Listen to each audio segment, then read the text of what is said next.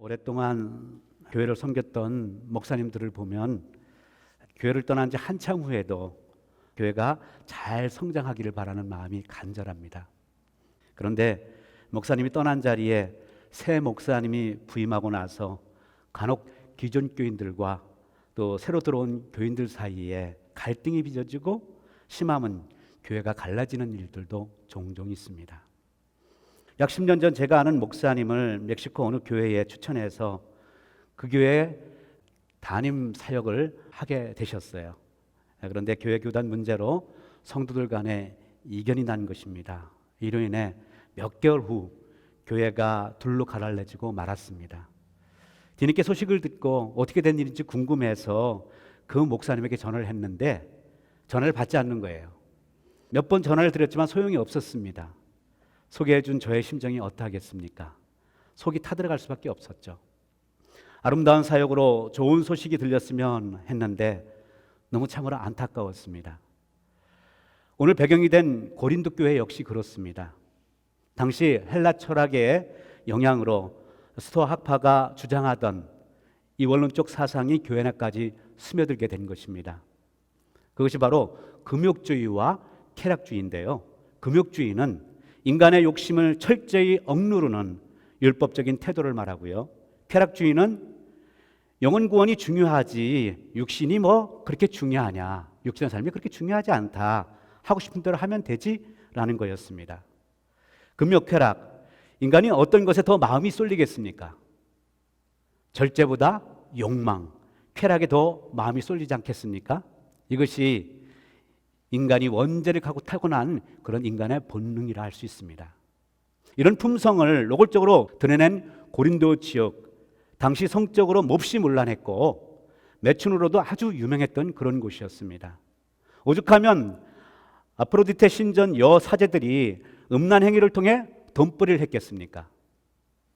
그래서인지 당시 성적으로 음란하거나 부족한 사람을 가리켜서 저 사람 고린도 사람 같은 애 이렇게 변했다는 그런 모습으로 이렇게 표시를 했던 것입니다.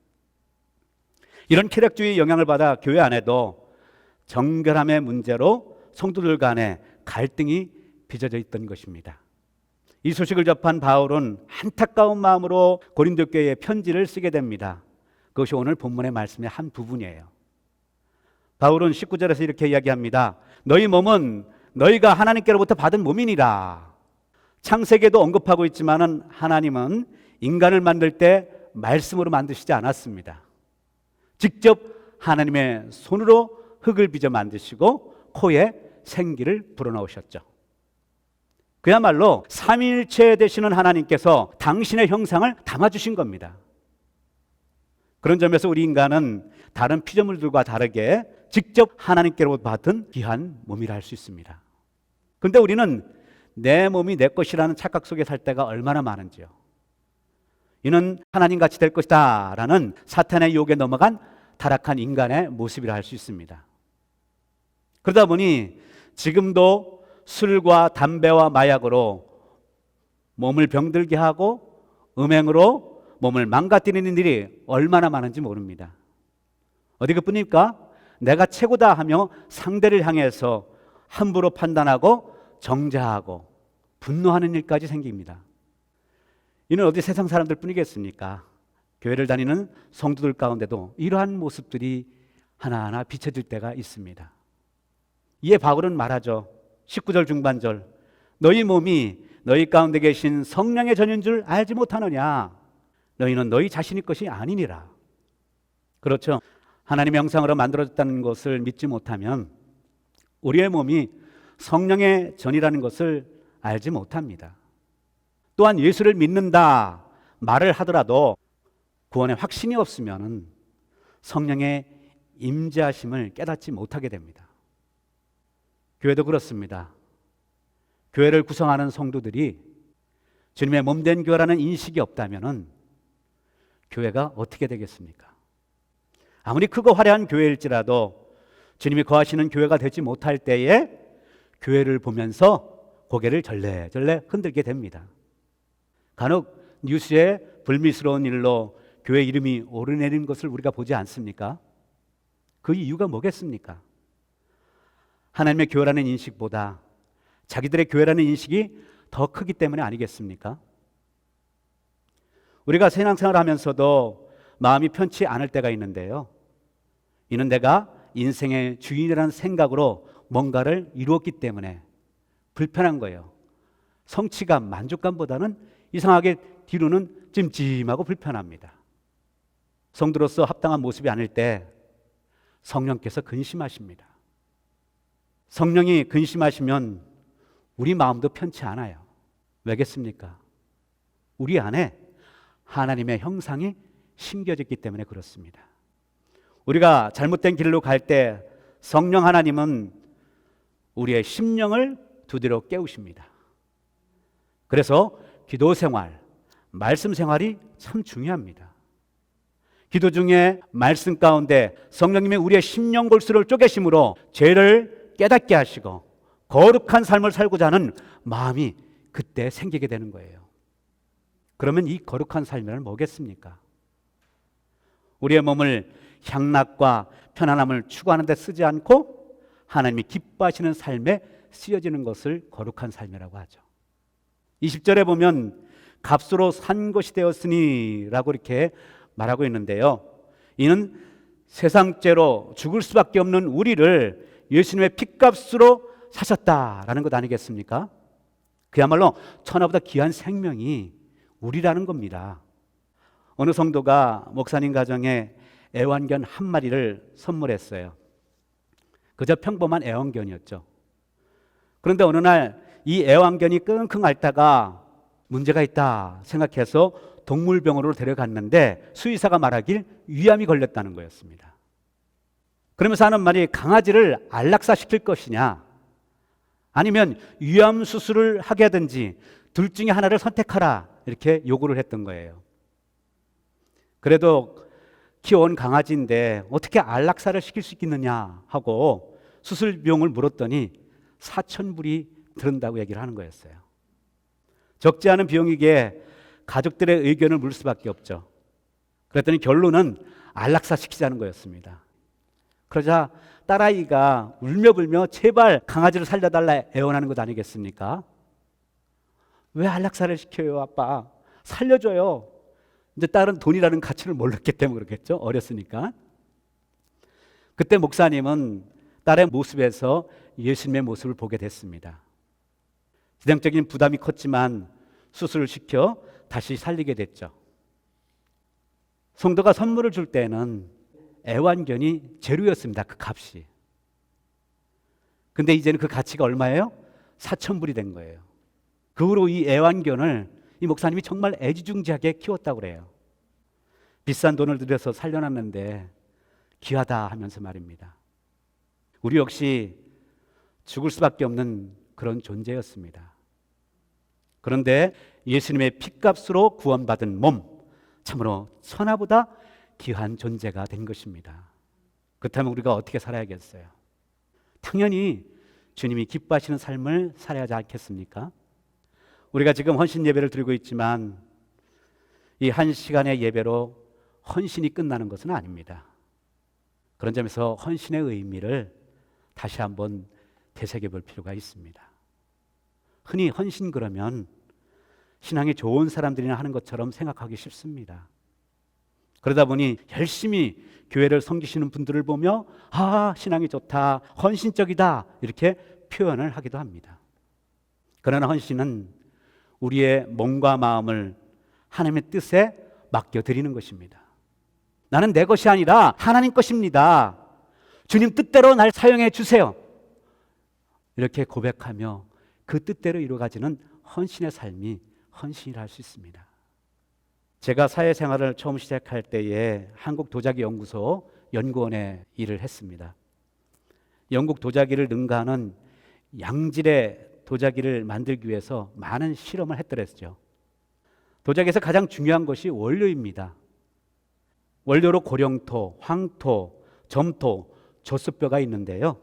그 중에 조수뼈가 함유된 그릇을 본 차이나라고 합니다. 조수뼈 가루가 어떤 비율로 배합되었느냐에 따라서 가볍고 단단하면서도 맑고 하얀 고급스러운 그릇이 되는 것이죠. 그렇게 원료인 뼈가루와 점토를 물에 용해시켜 잘 배합을 하죠. 그리고는 이 배합 원료물을 그릇의 모양 몰드에다가 부어 수분을 빼낸 후 건조시켜 꺼내면은 그릇 모양으로 형성되어 나옵니다. 그리고 이것을 1차 가마에 넣고 굽고요. 다시 유약을 발라 2차 가마에 구우면 그때부터 제대로 사용되는 그 상황으로 쓰여지게 됩니다. 그야말로 그릇 용도에 맞게 주인이 마음껏 사용할 수 있게 되는 것이죠. 그렇습니다. 그릇은 그릇에 맞게 합당하게 쓰여질 때 그 가치가 있는 거예요. 마찬가지로 우리 성도들 역시 하나님께 제대로 쓰임받을 때에 성도로서의 가치가 있는 것입니다. 이것을 헌신이라고 하죠. 그렇다면 우리의 헌신은 어때야 할까요? 첫째, 주님의 사랑에 기초한 헌신이어야 한다는 거예요. 이것이 바로 성령께서 주시는 마음인데요. 고린도후서 5장 14절은 말씀합니다. 그리스도의 사랑이 우리를 강권하시도다. 강권하시도다. 이 사랑이 바로 십자가에서 목숨을 내어주신 주님의 사랑이라는 것이죠. 그 사랑으로 너에게 내 사랑을 부어준다라는 그 강권이 있는 것이죠. 사랑은 보답을 전제로 하는 것이 아닙니다. 의무로 하는 것이 아니라 감사로, 강제로 하는 것이 아니라 자원하여 기쁨으로 하는 것이죠. 무엇을 하든 주님 사랑하는 마음으로 기쁘게 나를 드리는 자세가 바로 헌신입니다. 저희 어머니가 신앙생활 하면서 몇십 년 동안 예배전 강단을 청소하고 닦는 일을 하셨어요. 매일매일 새벽 예배까지 그야말로 자원하여 기쁨으로 한 헌신이셨죠. 그렇게 철저히 강단 청소를 맡아 하시다가 교회에서 이제 젊은 분들에게 맡기시고 좀 쉬세요 이렇게 말씀이 나오면서 손을 떼게 되셨습니다. 그때 어머니는 아쉬움이 컸던지 그동안에 모아놓았던 금부치를 팔아 강대상과 강단 위의 의자들을 새 것으로 바꿔주고자 헌금을 하셨습니다. 그야말로 헌신의 마음을 강단에 남겨놓고 내려오셨던 겁니다. 그렇다고 당신이 한 것이다 자랑하려고 한 것이 아닙니다. 왜냐? 어머니는 평생에 자신을 자랑하거나 드러내신 적이 없었습니다. 이 일 역시 저만 알고 있었던 일이에요. 그래요. 뭐 대단한 일을 해서가 아니라 지극히 작은 일 하나에도 충성하는 모습을 하나님은 기뻐하십니다. 여기 계신 선교원들 역시 교회를 이 모양 저 모양으로 섬기시는 모습을 제가 안 보는 것 같아도 다 봅니다. 아니 그냥 보여요. 교회 성도들 간에 화목하고 서로 협력하여 어떻게 섬기면 좋을까? 그 아름다운 고민이 표정이 여러분 안에 있다는 것을 섬뜩섬뜩 제가 보기도 합니다. 저도 기쁜데 하나님이 얼마나 기뻐하실까? 우리는 예수님의 보혈로 죄에서 건진받은 자들입니다. 주님이 대신 생명의 값을 주고 사신 그런 산자이기에 사랑을 받은 자라는 생각을 가지고 벅찬 가슴으로 섬겨야 합니다. 그럴 때 그것이 하나님께 영광이 되는 줄 믿습니다. 두 번째 또 하나는 먼저 구원받은 자로서 복음을 전하는 헌신이 있어야 합니다. 몸으로 복음을 전한다. 이는 삶으로 주님을 증거하며 주의 나라를 확장시켜야 한다는 거예요. 사실 말씀은 듣는 것으로 끝나는 것이 아니라 삶에 적용되어야 그 말씀이 살아있는 말씀이 되는 것이죠. 능력의 말씀으로 열매를 맺을 수 있는 거예요. 그런 점에서 저희 어머니 이야기를 또 하게 되는데요. 저희 어머니는 많이 배우신 분이 아닙니다. 초등학교밖에 나오지 않았어요. 말주변도 없으십니다. 그러나 마음이 참 따뜻하고 여리고 좋으셨습니다. 어느 날 전도의 사명이라는 말씀을 듣고 여기저기 다니면서 전도를 했습니다. 마음이 순박하시다 보니까 들은 말씀대로 사랑을 드러내며 얼마나 많은 전도를 했는지요. 어느 해인가 200명 가까이 전도를 했다고 전도상을 받으셨던 거예요. 그 중에 한 분인 어머니로 인해서 구원받은 자라며 근 20년 가까이 어머니를 자기 친은 어머니처럼 생각하고 명절이나 무슨 일이 있으면 꼭 어머니를 찾아와 어머니를 돕고 품어주는 그런 분이 계셨어요.